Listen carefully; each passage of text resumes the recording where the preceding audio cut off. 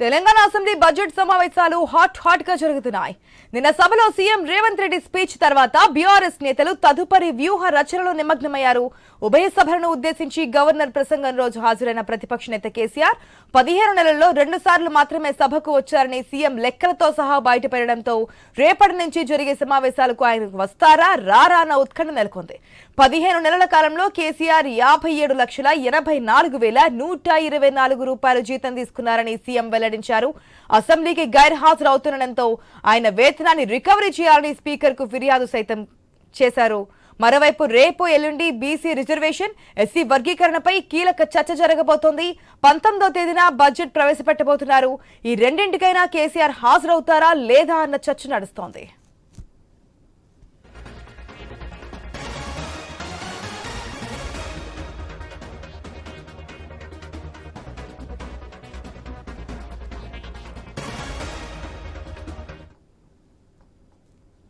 మనం చూస్తున్నాం Telangana assembly budget సమావేశాలు అయితే హాట్ గా సాగుతున్నాయి. నిన్న సభలో సీఎం రేవంత్ రెడ్డి చేసిన స్పీచ్ తర్వాత బీఆర్ఎస్ నేతలు తదుపరి కార్యాచరణ ఏ విధంగా ఉండబోతుంది అనేది కూడా ఒక ప్రశ్నగా మారుతోంది. ఎందుకంటే బీఆర్ఎస్ అధినేత మాజీ సీఎం 10 సంవత్సరాల పాటు తెలంగాణను పాలించినటువంటి ముఖ్యమంత్రిగా రావాలి, సలహాలు ఇవ్వాలని చెప్పి రేవంత్ రెడ్డి నిన్న సభాముఖంగానే చెప్పారు. మరి వస్తారా రారా అన్న ఉత్కంఠ అయితే కొనసాగుతుంది. పూర్తి అప్డేట్స్ తెలుసుకుందాం మా ప్రతినిధి స్వామి ద్వారా. గుడ్ మార్నింగ్ స్వామి. మనం చూస్తున్నాం ఏదైతే అసెంబ్లీకి ప్రతిపక్ష నేతగా స్ట్రక్చర్ కామెంట్స్ కి క్లారిటీ ఇస్తూనే నిన్న సీఎం రేవంత్ రెడ్డి మాట్లాడారు. ఆయన 100 ఏళ్లు ఉండాలి, ప్రతిపక్ష హోదాలో ఉండి మమ్మల్ని నడిపించాలి, ఆయన అనుభవం కూడా కావాలి, ఇక్కడికి మేము వస్తే మా సభ్యులు కూడా మేము చెప్తున్నాము ఎక్కడ అవమానపరచరు అంటూ కూడా చెప్పినటువంటి సిచ్యువేషన్స్ మనకు కనిపించాయి. మరి ఇటువంటి తరుణంలో బడ్జెట్ సమావేశాలు కూడా ఉండబోతున్నాయి, బడ్జెట్ ప్రవేశపెట్టబోతున్నారు. ప్రతిపక్ష నేతగా, మాజీ ముఖ్యమంత్రిగా, అనుభవం ఉన్నటువంటి వ్యక్తిగా కేసీఆర్ అసెంబ్లీకి వస్తారా రారా అన్నటువంటి ప్రశ్న అయితే వెంటాడుతోంది. రాబోతున్నారా ఏంటి అనే డీటెయిల్స్ ఎంతవరకు తెలిసాయి స్వామి? ఆశా బీఆర్ఎస్ పార్టీ అధినేత కేసీఆర్ మన అసెంబ్లీ బడ్జెట్ సమావేశాల తొలి రోజు అంటే గవర్నర్ ప్రసంగం రోజు హాజరయ్యారు. మొత్తం 7.5 కాలంలో 2 సార్లు మాత్రమే హాజరయ్యారనేది కూడా కాంగ్రెస్ పార్టీ నేతలు ఆరోపణలు చేస్తున్నారు.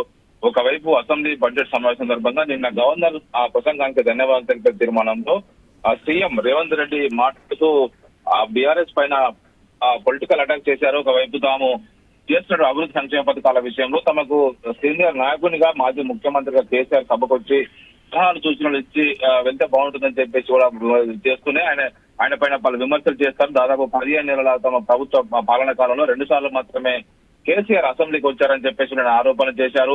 ఒకవైపు రాష్ట్ర అప్పుల పైన కూడా ఆయన ఆరోపణలు చేస్తూ గత ప్రభుత్వం చేసిన అప్పులకే మేము దాదాపుగా మళ్ళీ అప్పులు చేసి మొత్తం వాటి కట్టాల్సి వస్తుంది, అసలు వడ్డీ కలిపి దాదాపుగా 1,50,000 కోట్ల పైన కట్టాం, కేవలం మేము నిగరంగా చేసిన అప్పు 4,000 కోట్లు మాత్రమే అని చెప్పేసి కూడా బీఆర్ఎస్ పార్టీ పైన ఆయన ఎదురుదాడి చేశారు. దీంతో కేసీఆర్ ఇప్పటికే 57,84,124 రూపాయల జీతం తీసుకుంటున్నారు. కానీ ప్రజాదంలో జీతం తీసుకున్నారు. కేసీఆర్ అసెంబ్లీకి వచ్చి హాజరవ్వాలని చెప్పేసి కూడా వాళ్ళు డిమాండ్ చేస్తారు. లేకపోతే ఆయన సాలరీని రికవరీ చేయాలని చెప్పేసి కాంగ్రెస్ నేతలు స్పీకర్ కు ఫిర్యాదు చేస్తున్నారు. ఈ నేపథ్యం వాటికి సంబంధించినటువంటి వ్యవహారం బీఆర్ఎస్ పార్టీ కూడా సీఎం ఎదురుదాడి ఎక్కువైన పరిస్థితుల్లో సీఎం రేవంత్ విషయంలో బీఆర్ఎస్ పార్టీ కూడా పునరాలోచనలో పడింది. ఒకవైపు ఇప్పటికే పార్టీ ఎమ్మెల్యే జగదీష్ రెడ్డిని సస్పెన్షన్ చేసిన వ్యవహారంలో బీఆర్ఎస్ పార్టీ కూడా సీరియస్ గా ఉన్నది.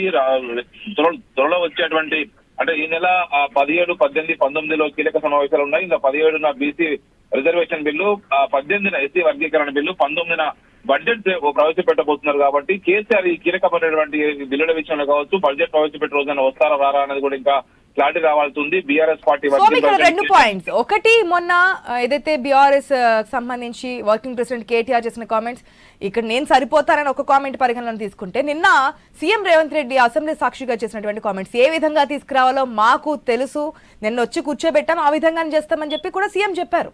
సో వచ్చే ఛాన్సెస్ ఎంతవరకు ఉన్నాయనుకోవచ్చు, ఏ విధంగా చూడొచ్చు? అంటే ఒకవైపు బీఆర్ఎస్ పార్టీ అధినేత కేసీఆర్ వస్తే కేసీఆర్ ను హ్యూమిలేట్ చేయడం కోసమే కాంగ్రెస్ నేతలు ప్రయత్నం చేస్తున్నారు. ఆయన పైన అవమానకరమైన భాషను ప్రయోగిస్తున్నారు. ఇప్పటికే రేవంత్ రెడ్డి కేసీఆర్ పైన త్వరలో ఆయన కేసీఆర్ ఇప్పటికే సెంటర్ పైకి వెళ్లారు, బీజేపీ పైకి వెళ్లారు, త్వరలో మార్చురికి వెళ్తారని చేసిన కామెంట్స్ పైన బీఆర్ఎస్ పార్టీ మండిపడుతుంది. ఆ విషయంలో రేవంత్ రెడ్డి క్షమాపణ చెప్పాలని చెప్పేసి వాళ్ళు డిమాండ్ చేస్తున్నారు.